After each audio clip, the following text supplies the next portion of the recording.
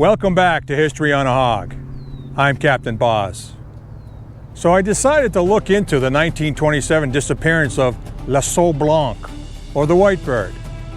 It is a fascinating story that took place during the Romantic era of early aviation. It involved a great race, dashing brave pilots, a mysterious disappearance, and a doomed expedition. To this day, its disappearance ranks as one of the two most important unsolved mysteries of early aviation. The other one?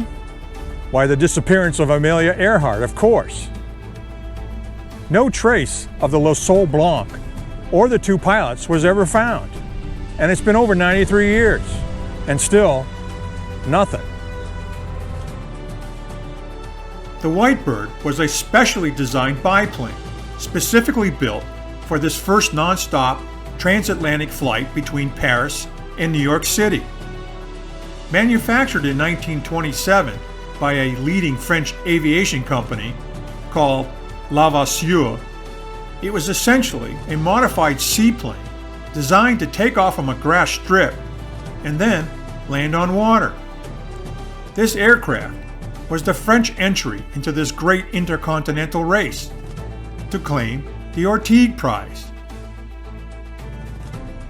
The Orteig Prize was a $25,000 cash reward, equivalent to $500,000 today, offered on May 22, 1919, by a New York hotel owner, Raymond Orteig, to the first Allied aviators to fly non-stop from New York City to Paris, or vice versa.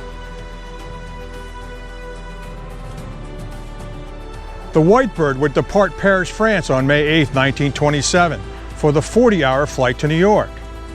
Designed as a seaplane, the crew had planned upon arrival to make a sensational water landing at the Statue of Liberty in New York Harbor in front of thousands of cheering spectators. But she never made it, and it was assumed that she had crashed. But since then, not one trace of the aircraft or crew has ever been found. The aircraft was flown by two very famous French World War I aces, Charles Nungesser and François Colli. This pair of famous French pilots had just vanished into thin air, with no trace. You must understand the significance of this. These two pilots were the rock stars of their time, major celebrities, so their disappearance was a major shock to the French people. Over the next several days and weeks, Nungesser and Colli became the subject of an international rescue operation.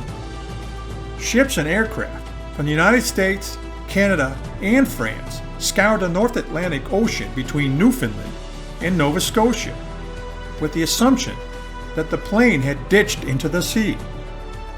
But nothing was ever found. No wreckage. No nothing. Their disappearance and the subsequent search for them dominated the headlines all around the globe for weeks. It became a huge worldwide mystery about what had happened to them.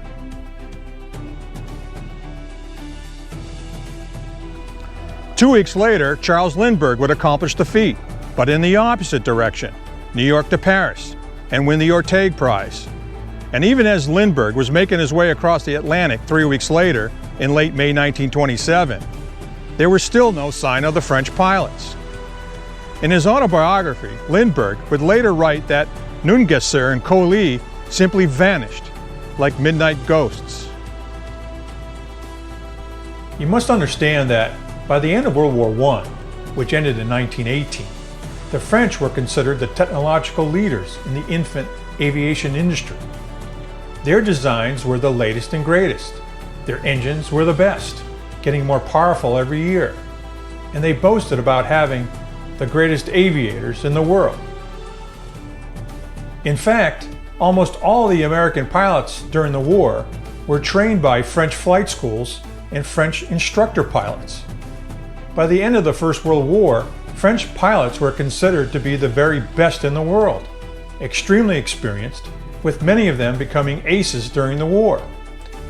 They were the rock stars of their day, living the glamorous life in the nightclubs of Paris, in true aviator form. They would set the pilot standard for partying for the rest of us to emulate in the years that followed. It was no wonder that the French people falsely believed that their technology and airplanes were second to none. So, when Levasseur built the Whitebird specifically for this long-distance flight, it would be the most modern airplane ever built, with all the newest bells and whistles for its time.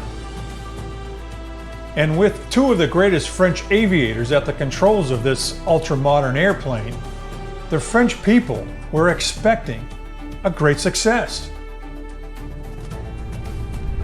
Instead, with the disappearance of the Whitebird, the French considered the flight a failure and a massive blow to their national prestige, not to mention causing irreparable harm to the reputation of the French aviation industry. And what made matters even worse was that an American peasant would later win the Orteig Prize. This was heresy. The success of Lindbergh's flight would be the final insult to their egotistical national pride. This arrogance was indicative of the French sense of superiority they felt towards their perceived dominance in aeronautical engineering and design. There was no question that in the 1920s, French aeronautical advancements were well above any other countries following World War I. Winning the Orteig Prize would simply be their latest crowning achievement, and they were expecting to win it. But the French didn't win the race. Charles Lindbergh did, with the Spirit of St. Louis, an airplane designed by the Ryan Airplane Company. And the airplane's design was as crude as they came, literally built in someone's garage. It was simple, but rugged, like America itself. Nothing fancy, it just did the job. In contrast, French airplane designs focused on external aesthetics. They were temperamental and fragile, and in my opinion, too impractical to get the job done. The disappearance of the Whitebird would be the beginning of the end of French leadership in the global aviation industry. They just didn't know it yet.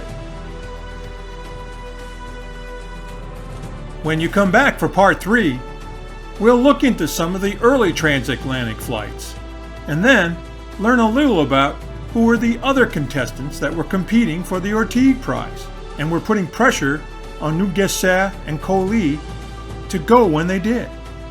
Who were these other airplanes and crews racing the Whitebird? Find out more about this romantic and dashing era of aviation next time on History on a Hog.